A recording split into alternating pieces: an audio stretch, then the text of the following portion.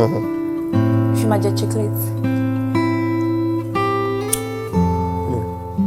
Ṣé máa jẹ chocolate? Lucy.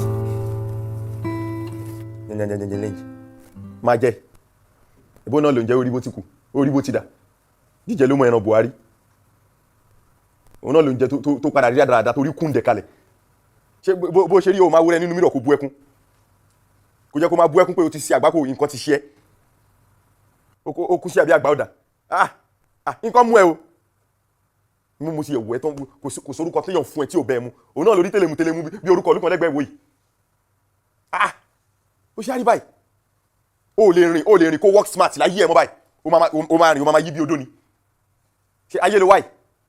Wàá kọ́ dédé rí pé lọ́jọ́ kan o kọ̀ jókòó o lè dìde mọ́ ni. O tún láwọ́. O tún pọ́n wọlá. O lò sí. Ẹ wo orun ojú bí abẹ̀bẹ̀. Idiot. Ó kúnlékún tàbí ẹran gífà.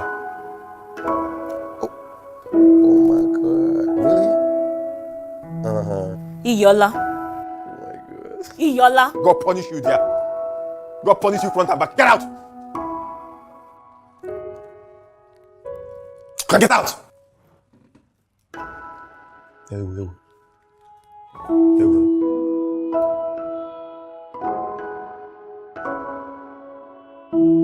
Really?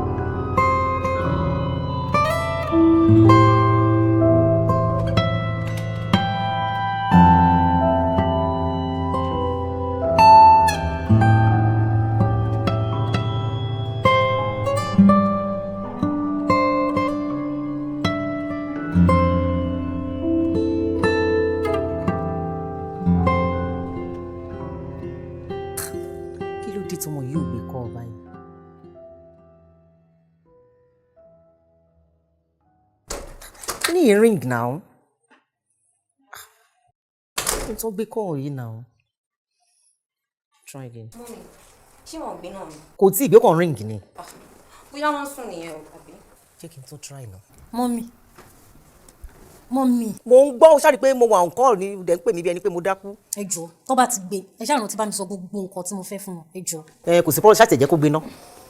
Ẹ wò kọ́ ya tètè gbé yẹn. Ẹni sùn. Ní ìdòwò yẹn serious. Ẹni sùn bóyá kí n try other line but the same phone náà ló wà. Can try it. Shut up. The second line got it was switched off. Then continue. Welcome, Mr. Batunde. Thank you, sir. And thank you for honoring my invite. Ọ̀rọ̀ ọmọ ẹ̀fún tọ́mọ pé ẹ̀fún. Gbogbo alámọ̀ bí R&B ní fún tọ́nkọ̀. Some soulful and calm music. ayé ò jóró ẹ̀ mọ́. Brother mi, that's all ayé ń Johnson. Commercial lára yín fẹ́. Last time tí mo lọ sí rehearsal, I can see that she has it and I know she can do it. And that is the reason why tí mo ṣe pè é wá nítorí mo mọ̀ pé ìwọ ni manager ẹ̀, ìwọ ni wọléwọ̀dé ẹ̀, and I know you can persuade her to do that for us because ojú máa pay gbogbo wa ni. Ẹ ṣé gan sir, mo appreciate pé ẹ pè mí. Ọ̀rọ̀ lẹ sọ sílẹ̀ tó dùn mọ́rin létí. Àmọ́ kíní kan ni mo fẹ́ kẹ́ mọ̀ sá. Èmi ni mo máa artist mo manage. I know I kind of song. Èmi àti yín dẹ̀jọ́ mọ̀ wípé kò lè rọrùn fún bẹ́ẹ̀ náà láti dance to your tune. I mean, kúrò ní soulful kind of music tó ń ṣe kó wá máa ṣe dance gbàgbà. Because kò kàn ṣe pé ká kò bọ́ sí studio ká record orin. No. Ó ju bí ẹ̀yin ṣe ojú tẹ̀yin fi wẹ̀ ó kọjá ẹ̀. Brother mi, I know where you're coming from. What money can't buy, much money can buy. Mi kàn pé wá gbà lásán. This is for the start.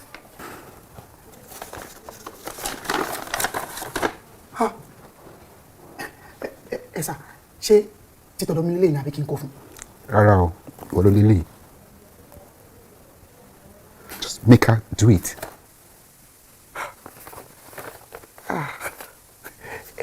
Kẹ̀dẹ̀ máa wò ó, dáńsọ̀ yẹn gangan ní favourite ẹ̀. Èmi ni mo máa ń sọ fún pé ohun ẹ̀ dùn fún à ń kọ soulful music. Dáńsọ̀, ó mọ̀ kọ́ bàjẹ́. Ẹ sà, a kọ dáńsọ̀ fún ẹ̀yin gan inú yẹn á dùn. That is what I want. Ẹ sà, ó ti ṣe é ṣe. Ẹ wo, ẹ jẹ́ ká fi tó kulẹ̀, ó ti ṣe é ṣe. Dáńsọ̀. Thank you. Bẹ́ẹ̀ ṣe sùn dáadáa díẹ̀ ṣá. Oh, I just try. That's good.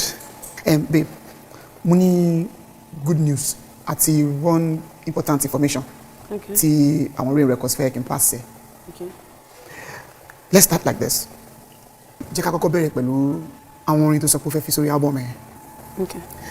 Mr. Aluko àtàwọn board members wọ́n resolve pé àwọn orin yẹn kì í ṣe orin tí ó dáa fún market. So wọ́n wá ń rò pé tá bá lè ṣe something more trendy. You get at least tá máa lè ya good video fún. And kí ni o wá sọ fún wọn? Well, babe, as your manager, you know, anything tó bá máa múnú ẹ dùn is my first priority. Thank you. Èmi kàn feel pé kò tiẹ̀ try ilé náà for now. Just for now. Mabatunde. Babe, see, what I'm trying to say is, at least, kò ṣe nǹkan tí record label fẹ́ for now. And tó bá dẹ̀ fẹ́ ṣe next album, a máa wo possibility tí àwa náà máa fi jẹ́ ká ṣe nǹkan tá fẹ́ sí next album ẹ. Seriously. Babe, see, I understand where you're coming from. Mo mọ̀ pé òun try láti consider àwọn fans ẹ, which is very fine. But at the same time, wọ́n no need láti survive now. Bó tiẹ̀ wọlé jẹ́ pé ohun ẹ̀ kò máa kọrin tó múrí pípé wá, which I am not against. But nǹkan tó ń trend sí nìyẹn, ìgbàdẹ ló nígbà ń lò. Inú mi dùn pé ìwọ náà máa ń gbórin olóògbé Alhaji Ayinde Barrister of blessed memory. Tó sọ pé. Tó wípé tó bá ṣe pé ṣàjẹ́ ló láyé ẹ jẹ́ kájọ máa kọ́. Mabatunde. Olúfúntọ́. See, mo mọ bó ṣe wọ̀n ẹ́ tó láti retain style. But trust me, I love that style too. But nǹkan tó ń trend sí nìyí. You see, wo Aduke for example, every day ní fan base Aduke increase. Àwọn tó ń gbọ́ tẹ́lẹ̀ àtàwọn tó ń gbọ́ sìn wọ́n change o. Ẹ jẹ́ ká máa náà evolve pẹ̀lú trend. See, trust me, I must say this. It is good to make a good name. But at the same time, making good money is also good. And anything téèyàn bá dẹ̀ ń ṣe tí o bá ti make owó láti bẹ̀, babe, it's not making any sense.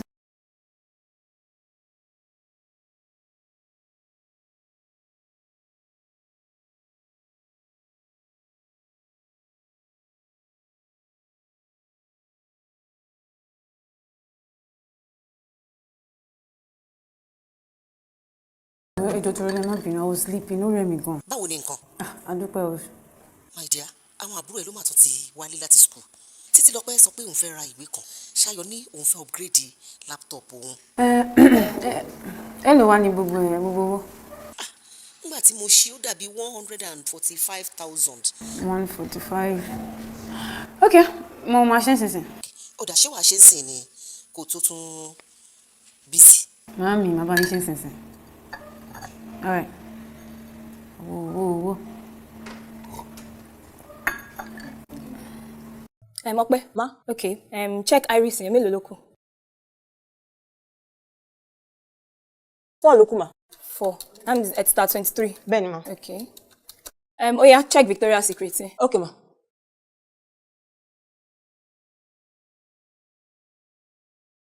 11 ni mà. Àǹtí Ọpẹ́, Ma. 15 ló yẹ kó kù. Bẹ́ẹ̀ ni mà, mo takọ̀ bọ̀, mo ti gbàgbé láti sọ fún yín mà. O gbàgbé. Okay. Ká tẹ̀ gbà pé o gbàgbé láti input ẹ̀. Okay. O gbàgbé náà láti kówó fún mi. Ó dàbí pé owó tí mo tà ń jọ yẹn, ó dàbí pé mo kó sínú báàgì mi, bó dàbí pé báàgì yẹn náà wà nílé mà. O kó sínú báàgì. Ọlọ́run aṣọ́wájú lálẹ́. Check M&S. 5 ló kù mà. 5. Bẹ́ẹ̀ni. Ọpẹ́ ti pa mí. O dẹ̀ mọ̀ bí M&S ṣe máa ń yàtọ̀. Kí ló dé tó sọ fún mi?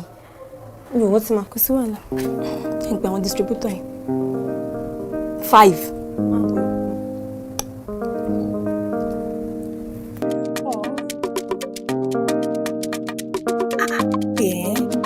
Ní fún tọ́nà. Oh, this is nice. Really nice. Lẹ́nu ọjọ́ òsọjọ́ wo? Try it.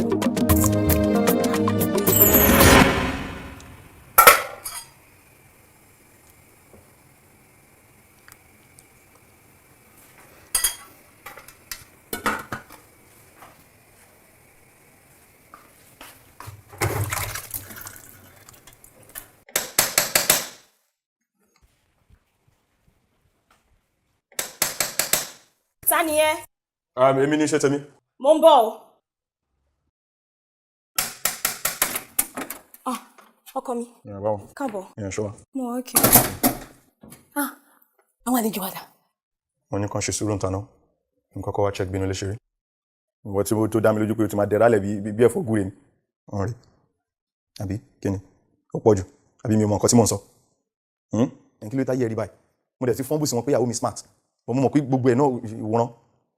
Come on, get upstairs kó lọ wá kíní tẹ́ máa fi àbí gádùn àbí kí lẹ máa fi kó lọ kó gbogbo ẹ̀jọ́ kó look smart. Excuse me, hey! Sir. Gbé ló ń lọ. Chicken.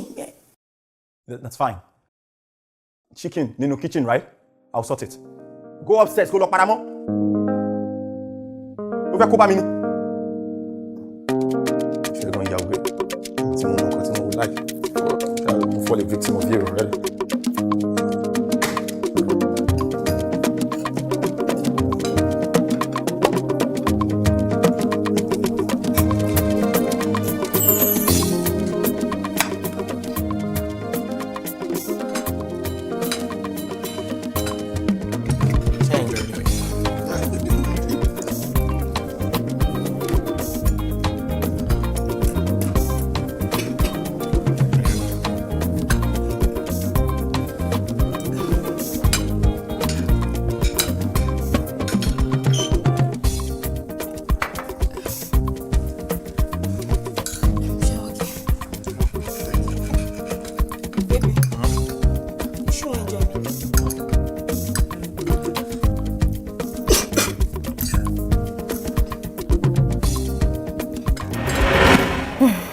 Is well.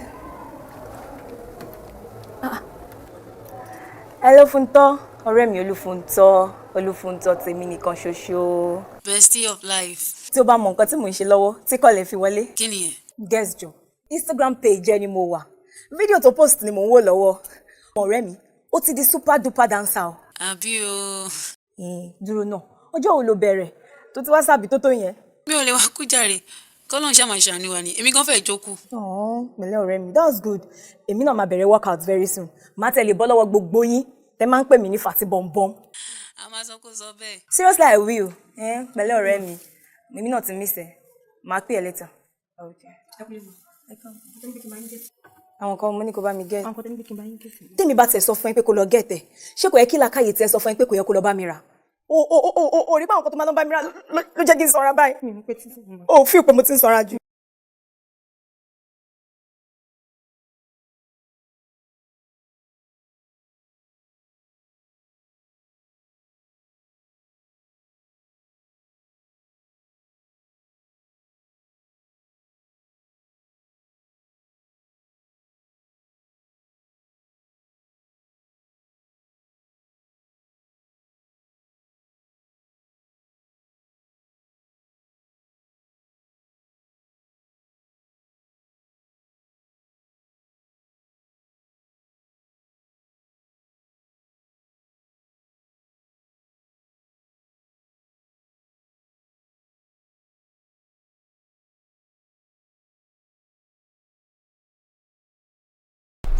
Just trying to get to know you. Nothing.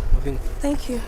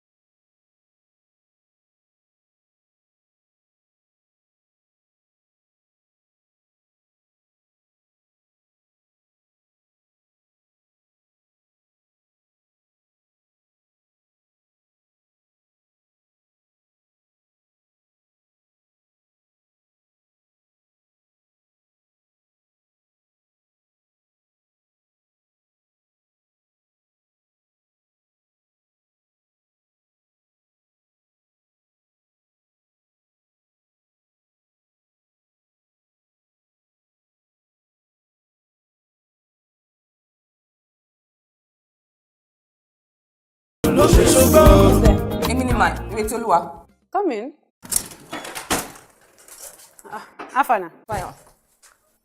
Láti ní lórin wa. Èmi mo fẹ́. Ṣé kò sí?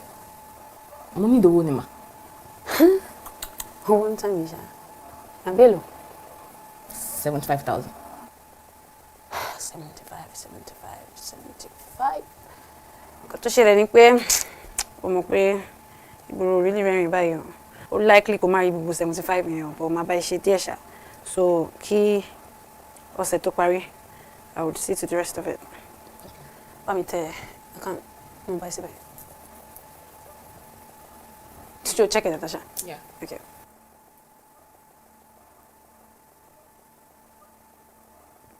Yeah, my wallet is married. Okay.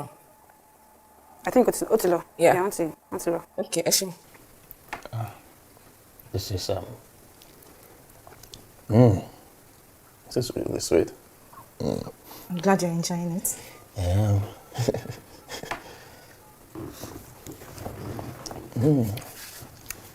Babe, Yes, baby. please stay the night.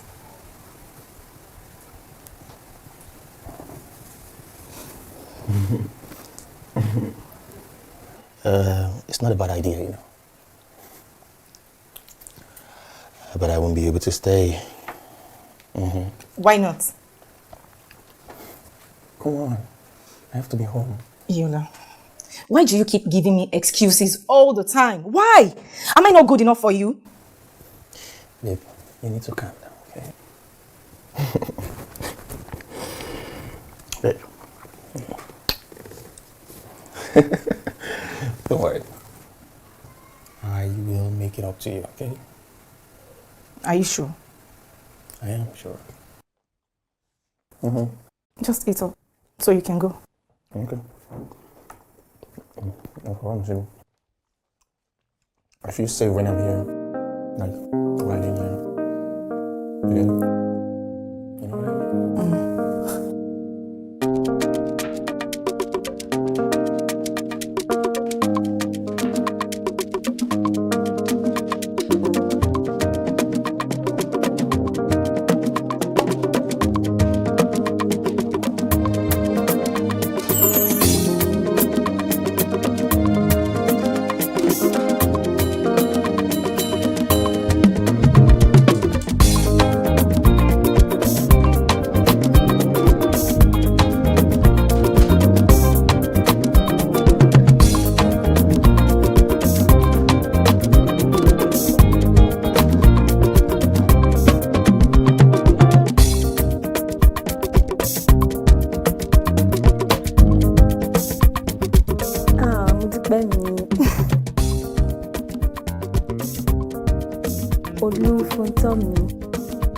So bad. Nobody really cares. Everyone wants to exploit you at the slightest opportunity. From top, not a cry one. But I care. I'm checking baby. Taniye. Èmi Ṣẹ́gun ni mà. I need to call her. Ṣẹ́gun. She bought money prince. And the prince Ajá. Ajá mọ́ mi prince tí ilé wọn wà ní mẹ́kẹ́ ìbọ̀sọ́dọ̀ wa ni wọ́n gbé. Ṣẹ́gun, ṣó gbádùn? Bẹ́ẹ̀ni. Ṣára ẹ yá, ó wà òkè. Wọn ò dẹ̀ gbé oyún ẹ̀ fo fẹ́ǹsì. Ó yá bọ́ síta. Ó yá. Ṣẹ́gun, ó dàbọ̀ jáde. Adéṣẹ́gun ṣọ́ra ẹ o.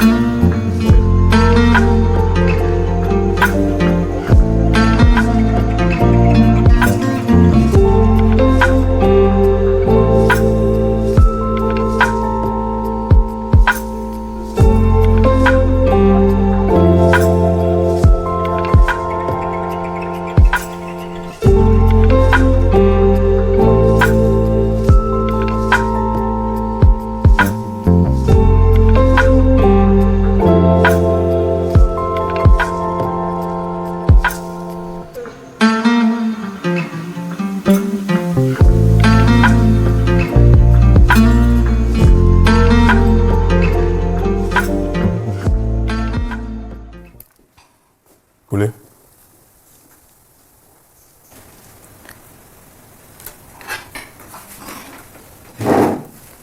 Iyọlá. Ibo lo ti ń bọ̀? Ibo ń bọ̀ asala ni. Èmi ló fọwọ́ sógiri tó ń béèrè lọ́wọ́ ibi tí mo ti ń bọ̀. Irú béèrè àpọ̀dà wo nìyẹn? Ojú ẹ̀fọ́ orí traffic nígbà tí wọ́n ń bọ̀ lé. Àbí? Ṣó gbádùn ṣá? Ṣé torí ẹ̀ mo ṣe kí ẹ? Àbí ògbọ́n bá ti mo kí ẹ kúlé, mo kí ẹ o lè dáhùn. Torí ẹ̀ lọ ṣe sílẹ̀ kúnlé lẹ̀. Iyọlá, mi ò. Tí, mo ti ní ethic day lẹ́ni already. Má dákun tara mi, okay? And I'm fine. I don't think I want to eat anything. Iyọlá, favourite ẹ̀ náà ni mo ṣe as usual. Pẹ̀lú gbogbo wàhálà tí mo ti ń ṣe látàárọ̀, jọ jẹ́. Kí ló ṣe? Wá. No, tún sọ. Rán mi létí. Òun ṣe wàhálà lórí mi. Pẹ̀lú gbogbo wàhálà tó ń ṣe, mi ò mọ̀ fún ẹ. Èmi ni wèrè. Òun náwó lé mi lórí, òun fún mi lóúnjẹ, òun raṣọ sí mi lọ́rùn. Mi ò rí nǹkan kan ṣe fún ẹ àbí? Kò ní láti rán mi létí. Má worry. Ṣé gbogbo nǹkan tó ń ṣe fún mi pátápátá gbogbo ẹ̀ ni mo mọ̀ o. Every of it ni mo ń kọ sínú diary mi. Number 85 ló wà tẹ́lẹ̀. Sórí pẹ̀lú eléyìí tó ṣe yìí, ó di 86. Mo dẹ̀ máa kọ sílẹ̀. Èmi ni o tún ti ṣe as usual sílẹ̀. Olóúnjẹ òfò wá jẹ́, alájẹ ìbọ́kọ̀, jẹ́ kó kú. Gbogbo ẹ̀ pátá ni wàá padà fún ẹ̀ máa jọ lójú. Ṣé o ti gbọ́? Ìgbà wo mo ti sọ bẹ́ẹ̀, mi ò sọ bẹ́ẹ̀. Báwo máa ṣe bẹ́ẹ̀ sọ̀rọ̀ bẹ́ẹ̀ yẹn? Fóònù yìí ti ṣàlàyé fún mi pé nǹkan tó sọ fún mi nìyẹn náà. So explanation wo ló ń give? Ọkọ mi jọ dárí. Kí máa jóúnjẹ òfò kiri? Rárá. Tí mo bá jóúnjẹ yìí, kí mọ́ mi pè mí látọ̀nù. Kàkà kí n jẹ́. Má mu sìgá mi yó. Adé lọ sùn. Baby jọ. O rò pé ṣo máa ń keep company mi tẹ́lẹ̀ ni? Baby. This is the person I'm in love with, not Oda Kuriyoyi. Baby please. Baby please. Jọ nítorí Ọlọ́run, Iyọlá jọ. Ìwọ̀n pé mo ṣe ń fà mí ò jẹ́ kí n lọ sí fámi tán. Iyọlá jọ nítorí Ọlọ́run, Iyọlá jọ. Iyọlá jọ. Ó rẹ̀ o. Iyọlá jọ. Iyọlá. Iye ti dàrú. Iyọlá. Iyọlá jọ.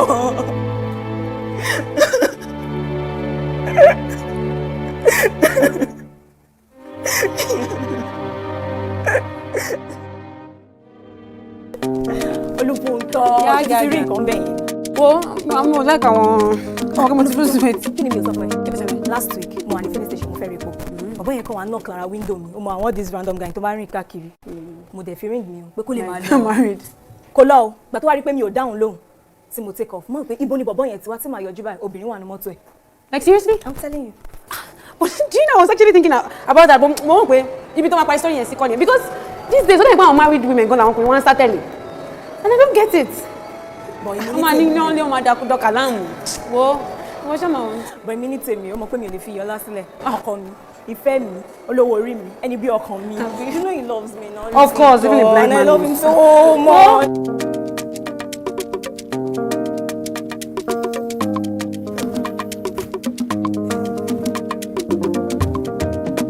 baby. Baby.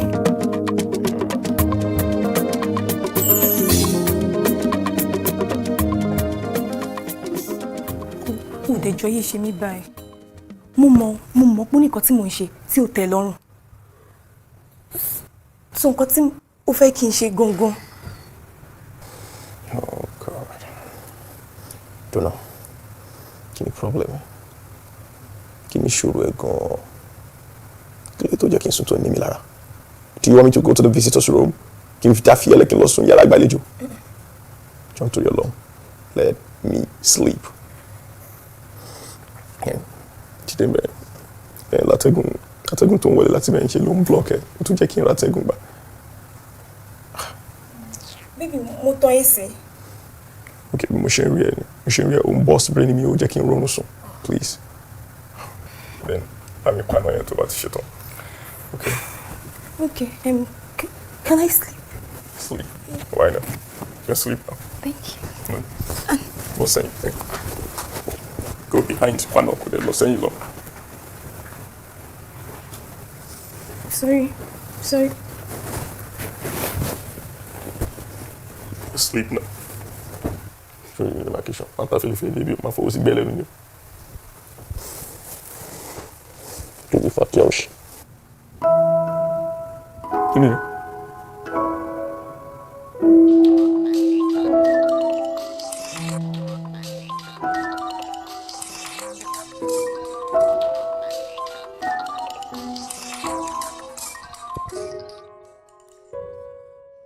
Hello, my sugar, my tea, my honey, yes. Kí ló ń ṣẹlẹ̀? Mo fẹ́ rí mo okay mo láwọn ọ̀rọ̀ kankan tí mo fẹ́ discuss pẹ̀lú yín. Ṣé kò sí? Bóyá tẹ́ bá tiẹ̀ wá náà. Ṣé kò lè ṣá? Mami, kò lè. Ẹ wá.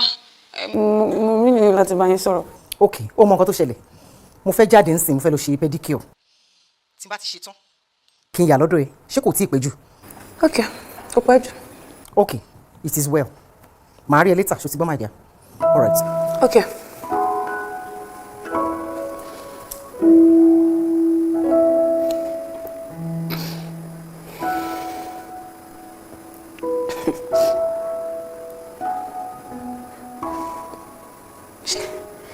Ṣé ìyá lélẹ̀ àbí òbí?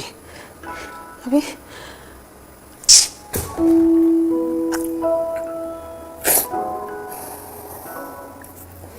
Kí ló sọ pé ṣẹlẹ̀? Mami, mo lè sọ fún yín pé nǹkan tí mo fẹ́ bá yín sọ wá important. Sọ pé ẹ fẹ́ lọ ṣe nails àti. Ó gbọ́dọ̀ lọ party one weekend. Yeah. Wo kí n tó gbàgbé torí yẹn tiẹ̀ kọ́kọ́ wà lórí ẹ̀mí mi náà a máa sọ ilé tó ń sọ yẹn. Sórí complex tí mo bẹ mójútó yẹn sọ fún woman tó wà lẹ́gbẹ̀ẹ́ lé yẹn pé kò sí ìtọ́kàn bẹ́ẹ̀ o tó bá mọ̀ pé òun fẹ́ ṣe contractor kó lọ bá ọmọ tiẹ̀ níbi tó bá wà kó lọ máa mójútó àfíàzẹ̀ bricklayer cement tí wọ́n ṣe wọ́n tí ó ti pọ̀ jù kí ni business ẹ̀ ṣé màá rí nǹkan mọ́ mi ńlẹ̀ mi ò ní mójútó dáadáa ni that's insulting sọ fún kó mójútó àfíà ọmọ ẹ̀ kó fi tèmi sílẹ̀ mo capable láti tọ́jú nǹkan tó bá jẹ́ tọmọ mi ṣó ti gbọ́ ìyẹn kan eléyìí tó tún fẹ́ dà bẹ́ẹ̀ kí n tiẹ̀ tó gbàgbé fún tó ṣórí mo sọ fún ẹ mo ní mo fẹ́ lọ ṣe sinmi pátí tí mo fẹ́ lọ ní wíkẹ́ndì yìí bí mo bó ṣe máa gbà mí wọ́n ti mú aṣọ bàtà orange bag orange mi ò ní gèlè orange mi ò ní ìtòjọ́ ilé ìtàn wa mú orange yẹn tí àwọn ọ̀rẹ́ mi rà wá látọ̀ 45,000 náà pé ṣùgbọ́n mo wá wò pé kí n tún lọ kó 45,000 bọ́mọ ìlọrùn it's not nice ọ̀rẹ́ mi tó máa ń lọ sí Dubai àti Indonesia mo dé rí something similar 25,000 naira ló pè bẹ́ẹ̀ kí ló dé. ṣé kí ni. kí ló ṣe é lójú. mo ní kàtà ni. so wọ́n jẹ́ kí omi máa rán mi jù. pẹ̀lẹ́ díẹ̀ ó dé wá lóògùn ó bá lóògùn. mo lóògùn. sori èmi ló fi jọ o nígbà tí mo wà ní kékeré omi ṣe máa ń dà lójú mi rí tí n bá ti ní kàtà then ṣé o mọ̀ pé mo tún sọ fún ẹ ojú ń dùn mí tí n bá tiẹ̀ fix contact lenses ń sìn at least ìyẹn mi ò tún nínú ẹ ní owó frame àti gbogbo àwọn kinní yẹn ojú yẹn ń dùn mí o that's just it. bàbá yín gẹ̀ẹ́tì náà. bá mi gẹ̀ẹ́tì ṣé o kọ́ mi thank you sórí tí wọ́n máa bá mi gẹ̀ẹ́tì sórí tí inú ẹ̀ yẹn lásán brown colour ni mo fẹ́ so that ó máa rhyme pẹ̀lú colour skin mi ṣó ti yẹ o ṣe máa jẹ o ṣe but ẹgbọ́n o ibi máa ń pa mi kí ló ní nínú. Ǹjọ́. Èmi ò mọ nǹkan tó ní irú ẹran wo ló sè. Mami tí bí mi pé kí ni reason to make pé. má bínú ok ṣọ́rọ̀ yẹn ògùn ṣá torí bí òkè ń wọnú kọ́rọ̀ mi tún wọ̀ o. mo tọ́ ni mo fẹ́ ṣe track kan ni mo wá fẹ́ lo òwe kan bẹ́ẹ̀ so mo wá mọ̀ bóyá wà òkè.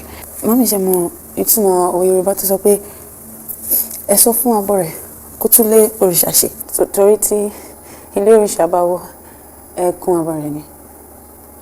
Ó fọ́ ni o tí ẹ sọ fún abọ́ rẹ̀ kó tún lé òrìṣà ṣe torí tí ilé òrìṣà bá wó ẹkún abọ́ rẹ̀ ni. Fúntọ́ ní sẹ́ńtúrì tàwa yìí kò lè tà sẹ́ẹ̀ orí tó máa kọ ní sẹ́ńtúrì tàwa yìí kì í ṣe àwọn olóríṣà kì í ṣe alábọ̀rẹ̀ dé nítorí pé tó bá kọ́ sójú á ṣẹ́ sí imú náà. Wá kọrin tẹ́ pé àwọn èèyàn wọn máa rà wìtìwìtìwìtì lọ́gbọ́ ẹ wà mẹ́ẹ̀kì ẹ̀ ó rí sin Janet ni ó rọrin tó ń kọ ni orin táwọn èèyàn fẹ́ ló ń kọ gbà tó kọ gospel tí ó tà ó gbé gospel tì sẹ́gbẹ́ kan tó bá kún sẹ́nu tán ló máa já sáyà náà ṣó ti yẹ. mo ò lọ bẹ̀yẹn tẹ mo kàn yọ ó ti yẹ mi. fún tọjọ torí Ọlọ́run jọ kólà kó lẹkọọ ẹkọ kọlà o. Jẹ́ kí n lọ bá yín get oúnjẹ. Abọ́ rẹ̀ kè òrìṣà nídàá yìí. Ẹni ẹfẹ irọ́ lẹ́nu ẹni ṣáàkì abẹ. Mi ò àgé máa wọ ni mo sọ tí o bá ní fat tó bá ní ìfọ́pọ̀ èkó tó bá ní bí ìgbín àbí tó bá lè lè ja ọsàn àwọn yẹn da dry one. ìgbín wà òkè. ṣòbó ní ṣé ó wà torí mo fẹ́ keep shape mi ṣe understand jẹ́ kí yàn yẹn kéré mi fẹ́ kíkùn mi yọ ṣùgbọ́n díẹ̀ wọn ni gbogbo yẹn ń sìn abọ́ rẹ̀ òrìṣà kẹ́nìkan má kú ta ló fẹ́ understand gbogbo proverbs tó ń sọ ẹ̀ ń dà yìí ayé ti sún kọjá gbogbo yẹn. At least I forget ẹ jọ àti mo béèrè lọ́wọ́ yín pé kí bá mi ọ̀dà fún kọ́. Títí next week ẹ kí ẹ get it. Next week ẹ sure ẹ kò mú ní party ní next 2 weeks. I promise next week. Mi ò fẹ́ ní disappointment ṣe mọ́. Báwo ni next week ẹ máa rí ìdílé? Ẹ má dojú tì mí.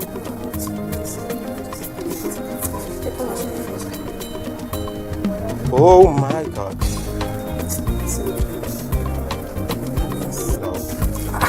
Kí ló fò, what's that? Why would you touch me like that? Is that how you just run into people and just start touching them anyhow? Kí ló ṣẹlẹ̀? Kills me. Just respect yourself. Is there any crime appreciating an artist? Okay, fine. I'm sorry. But please respect yourself. Of course I respect myself. I appreciate I'm a fan for crying out loud. What are you saying? I said I'm sorry. Kí ló tún ṣẹlẹ̀ now? God. No problem, please. Don't forget to get me my stuff. Please. No call aṣọ táwọn pípẹ́ yẹn sọ. But excuse me.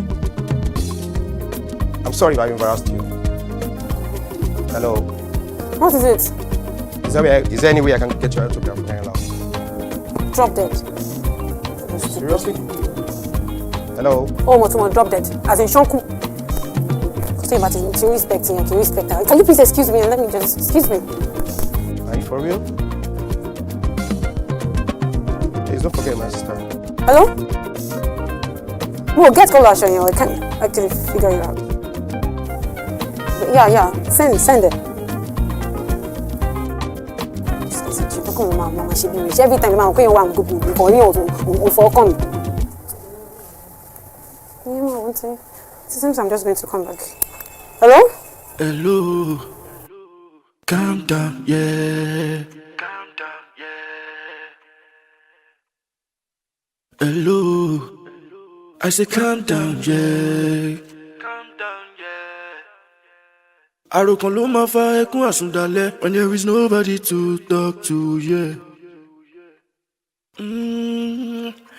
Àìmọye àpá nínú tí hàn lójú ara.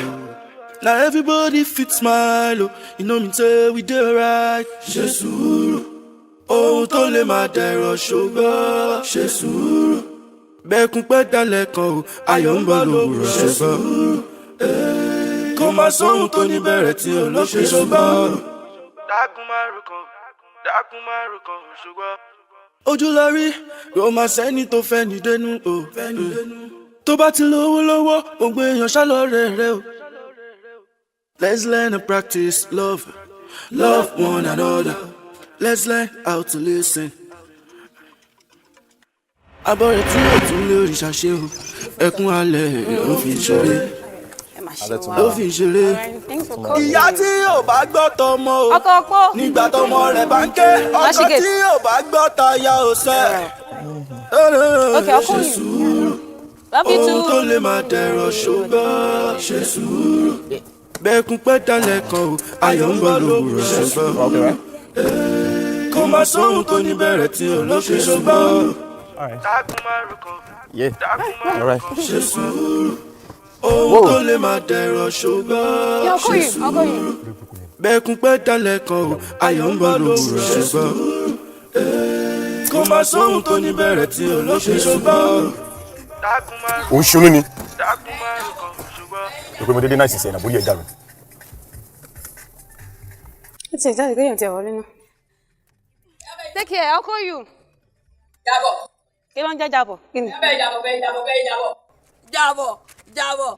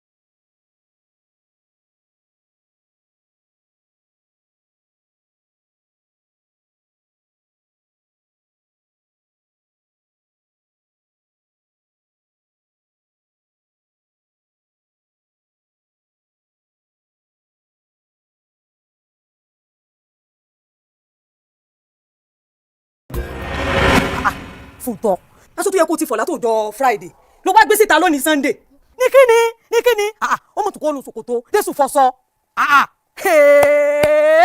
nítorí gbogbo eléyìí bẹ̀rẹ̀ kíni. Ìwọ bí ìyá Fúntọ́ kò sọmọlá Fúntọ́ o Fúntọ́ ti má pa ọmọ já mi níjọ́ Jímọ̀ tó dé mo lù àbí lù ọ́ ká pé ìlú lọ́jọ́ Jímọ̀ àtọ̀ tó kọ́ta lónìí Sunday kò kó kàṣọ́ta wo bí ilé kejì ilé kẹta ilé kẹrin fòfòfò níyọ kiri bí ẹ̀kẹta tán nígbà mo pa bí ẹni máa kú lọ́jọ́ Jímọ̀ n ló fi ronú pọ̀ fàṣọ lónìí Sunday ìwọ bí o èmi ò lè ṣogun o palẹ́ ní palọ́la bójú ọba fúnra bàrọ̀ ní dàrú. ogbó fún tó ń dùn ló bẹ̀rẹ̀ gbogbo eléyìí. Mami yẹ. Ìwọ wá ń bí jàre jálọ níjú tìrí. Ní kíni? Nǹkan ní dààmú ẹ̀ nígbà wá ti látọ̀jọ́ Monday wá ní gbé kíni. Kò burú. Wọ́n bá gbọ́dọ̀ fàṣọ tó ń bá mú ọ ọ́n tẹ̀ kí sàyà. Ọgbẹnu tán.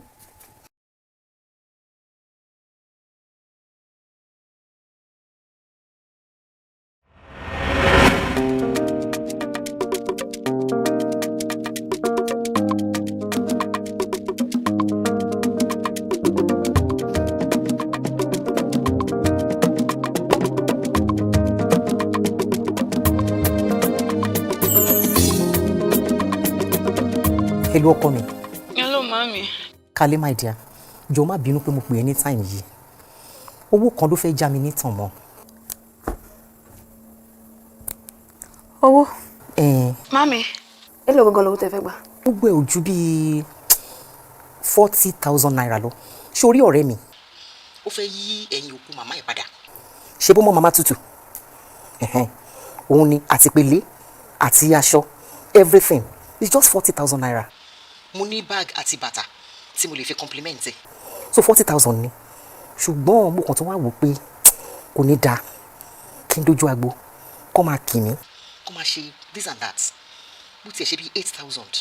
kó bá ń fi lé ọ̀ọ́ gan kákó fẹ́ kan pajú ẹ̀ dé sí bí 50,000 naira. Okay, má bá yín sẹ́ndẹ̀. ó ṣe wo ò ní wọ́wọ́ tì ní agbára Ọlọ́run tó bá lù báyìí ó máa dùn ni ojú ò ní tiẹ̀ o ní agbára Ọlọ́run. àwọn bí sori bí mo ṣe ń jẹ wọn ọmọ yìí ìwọ náà á jẹ wọn ọmọ jù bẹ́ẹ̀ lọ kò wá ní kóró lẹ́nu ẹ̀ o ṣe ọkọ mi ó ṣe mama expect aláàtẹ.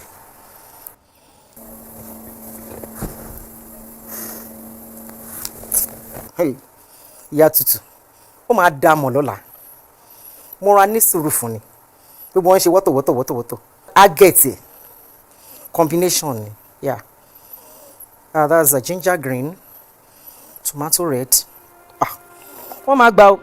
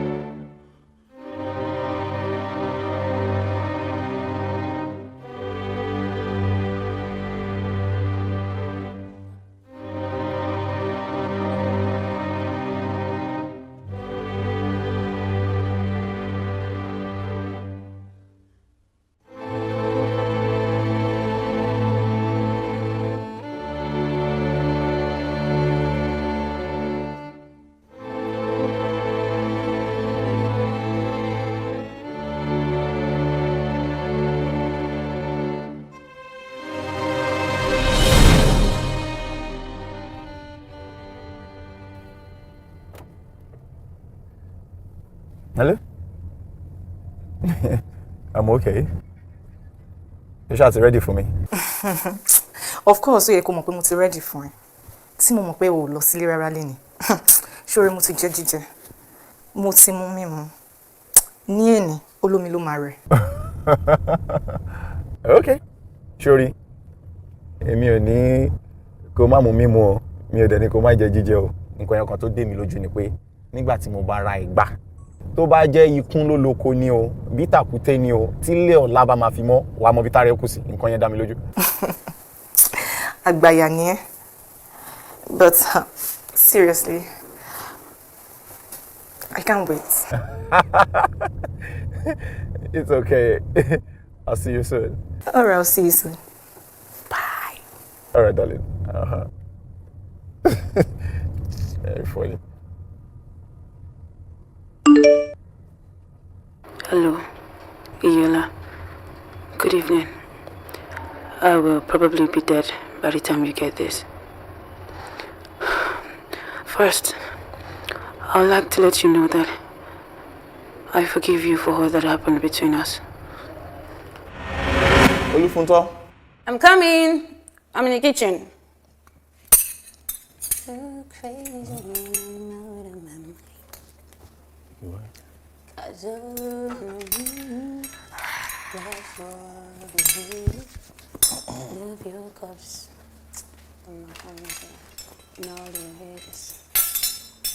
Oh, you're perfect.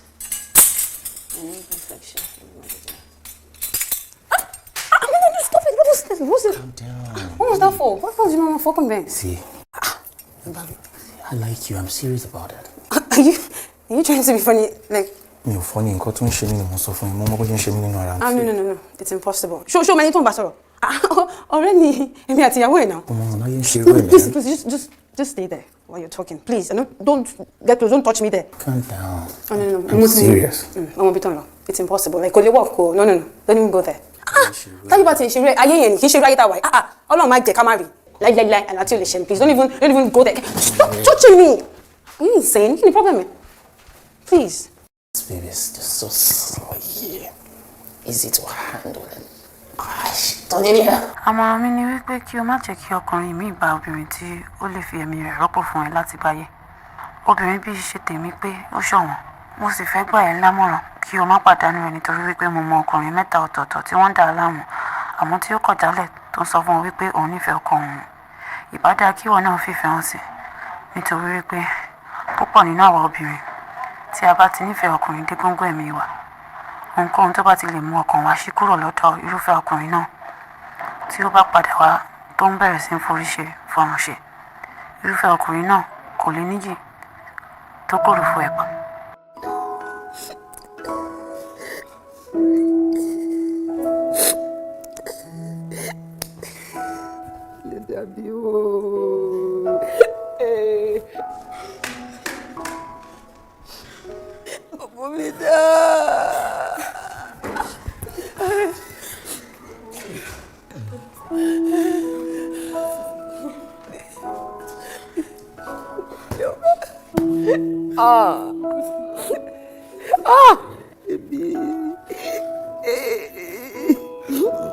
Sí ẹnikẹ́ni tí ó bá rí ìwé yìí, ẹ bá mi bẹ̀ ìyá mi wípé kí wọ́n má bínú wípé mi ò bá ti sọ ẹ̀dùn ọkàn mi fún wọn.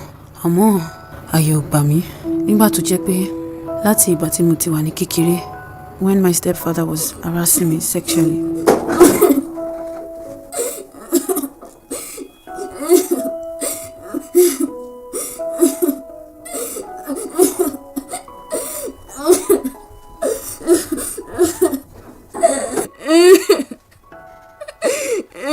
Màámi ò fìgbà kan fún mi láyè láti ṣàlàyé ara mi tàbí gbọ́ ohun tó ń dùn mí lọ́kàn. Kí ló fẹ́ sọ? Tí wọ́n fi ṣí ẹ ni. Abọ́ tí mo ní kò fọ kíchìn ló ti fọ. Kí ló wá fẹ́ sọ? Kọ́ máa ṣe méjèèrè. Màá ti lọ ọ̀la látàárọ̀ yóò mọ̀ fẹ́ dórí burúkú yóò. Kò jẹ́ kí n mọ ibi tí mo lálá yẹn dé ṣá.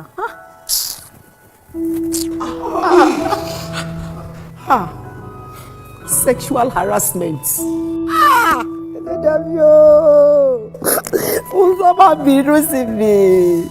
Mi ò mọ ní nǹkan ọba ipò ti sọ fún mi ní bá ti ṣàtúnṣe. Mi ò fẹ́ fáwọn àbúrò ẹ sílẹ̀ ní ìfúyàjẹ. Sexual harassment. Ọkùnrin máa burú ọ. Mi ò mọ ní mi ò dẹ̀ fàyè lẹ̀ kájọ sọ̀rọ̀ bí ọmọ sí ìyá nítubí inú bí. Mo bá má parẹ́ ń bá ṣàtúnṣe.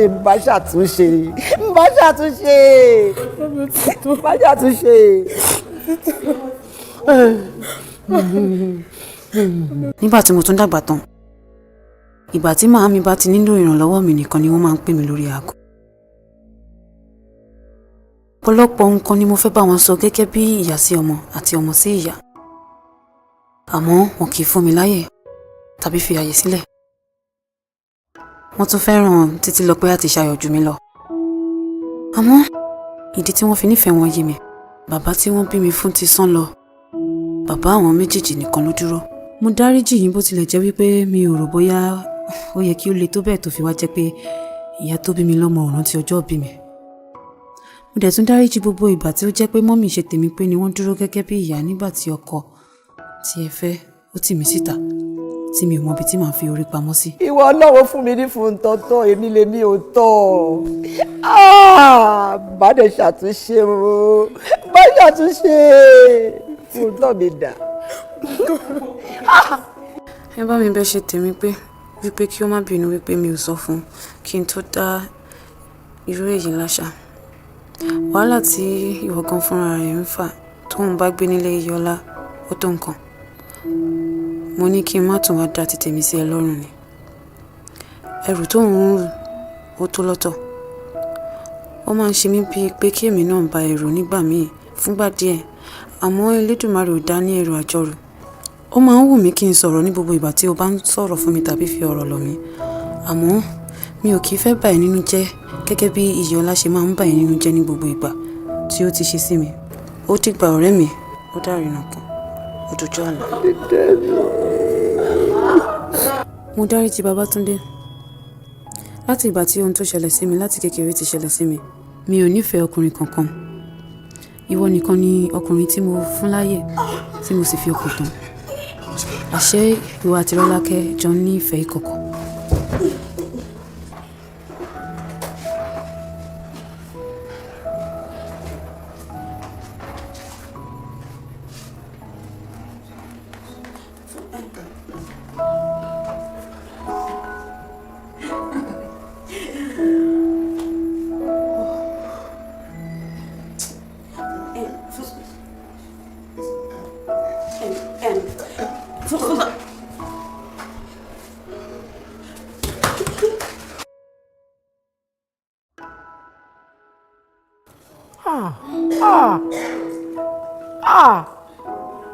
Ó mà ṣe o níwọ àti wọ ayé mà níkà o ayé mà níkà o kò bá ṣe téèyàn mà lè gbára lé o. It pains me every time and I felt everyone around me only bothered about what I can do for them and less concerned about what they can do for me.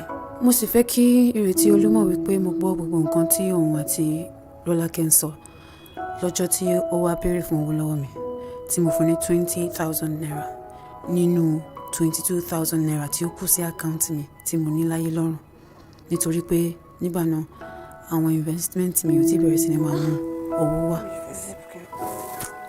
Mo dé ìjà bá mi ṣe zip yẹn. 20,000 pé náà tí ń gbé kọ́ alálẹ̀ fún mi. 20,000 nínú 75,000 naira. I swear. Ẹ wá ní káwọn followers Àdùkẹ́ kọ́ máa like ẹ̀. Ṣé òun give away tó ń ṣe nìyẹn? Wo orí tó kẹ́ tó súnmọ́ gan sef. Àwọn èèyàn màmá ń gbádùn. Wọ́n màmá kọ́, wọ́n ń gbádùn ni. Tí n bá rí opportunity láti lọ, mi gan máa lọ. Èmi Arọ́lákẹ́ fúnra mi, mo ti DM Àdùkẹ́ tipẹ́. DM? That's bad. Ṣé mo parọ́ ọ̀rọ̀ ẹ̀ fún yín tẹ́lẹ̀ lánàá ni? Anyways, mi àtẹ́jọ́ ń lọ ni. Ṣé báyìí lẹ fẹ́ kó ti yọ akídanidán ọkọ mọ́ mojú ara lé wa? Ẹ wo, ń bá yà ní ẹ̀gbọ́n mi sálẹ̀, ẹ jọ, ibi tí wàá nìyẹn rẹ̀. Friend mi, ń bọ̀ lọ́nà. Jẹ́ wọlé.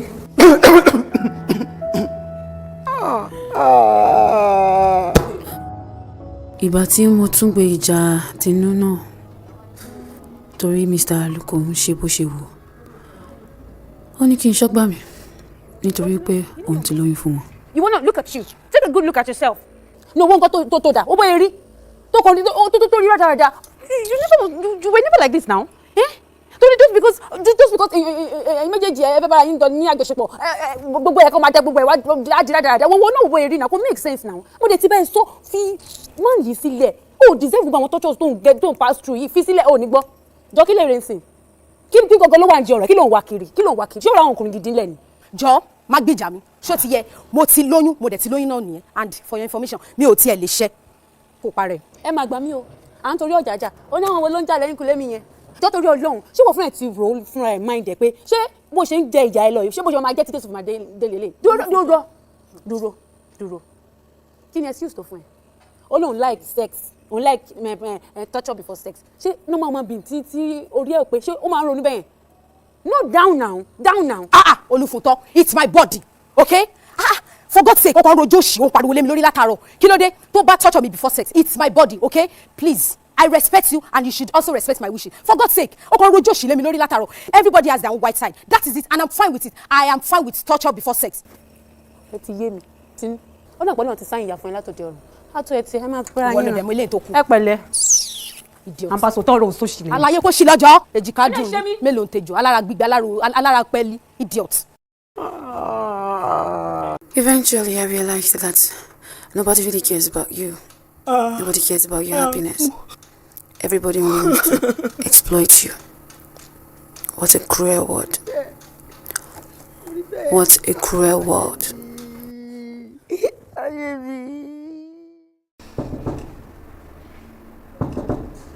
Come in. Good afternoon, Mr. Babatunde. Good afternoon, Officer Otedola. Here with me is my partner, Officer Otolori from Ologede Police Station. Good afternoon, sir. Ìjọ mọ́ mi, a ní àwọn ìbéèrè kan láti bi yín.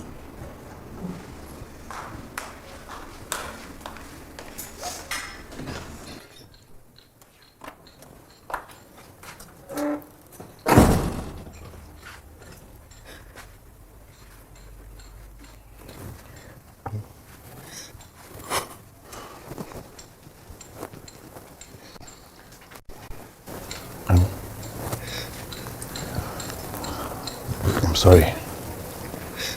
I've been over. It was me at she's me. You come here to say, I'll make a change of your good man henceforth and things will get better.